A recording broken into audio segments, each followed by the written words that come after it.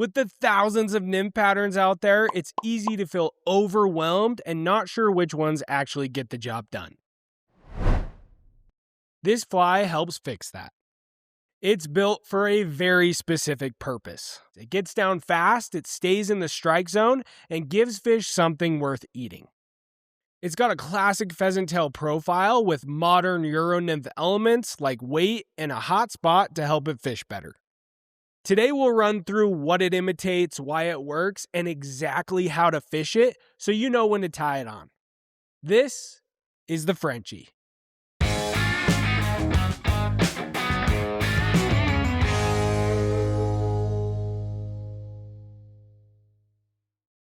The Frenchie is a simple, heavy nymph.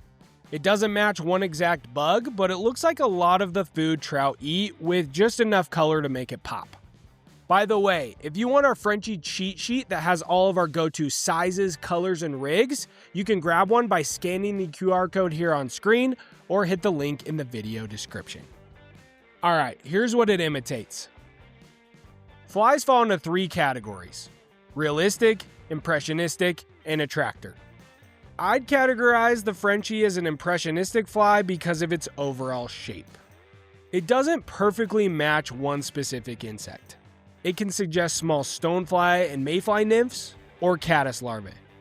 But those brighter colors do push it right up against the edge between impressionistic and attractor.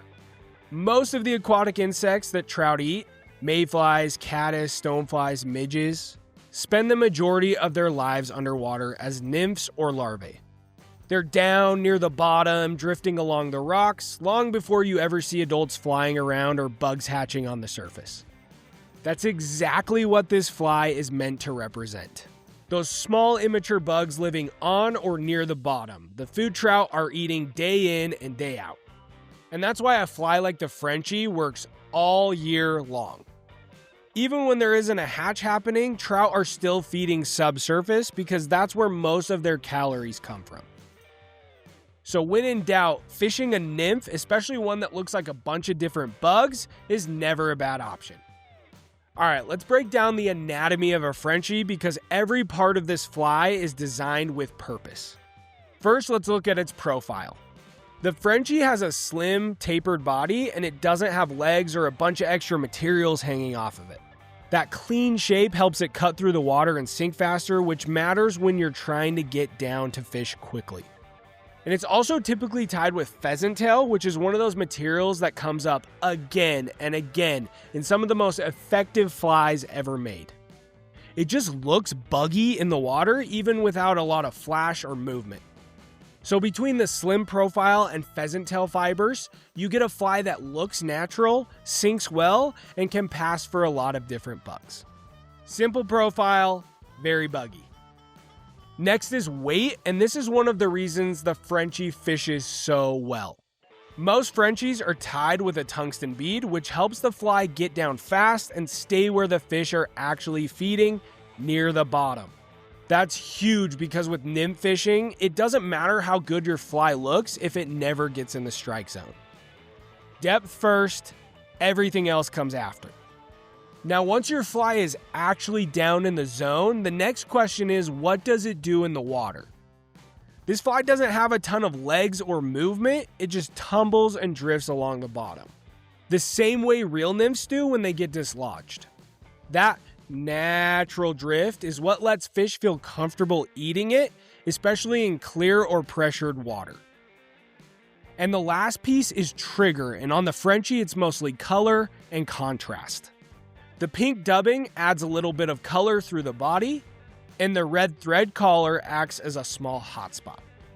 When you put it all together, you get a really nice progression of colors from copper to red to pink to that natural pheasant tail brown. And for whatever reason, trout really respond to that kind of contrast. It's just the right mix of natural and flash to help the fly stand out and get eaten. So that's why it works. Now here's 2 reasons why I use this fly all the time. First, it's a confidence pattern.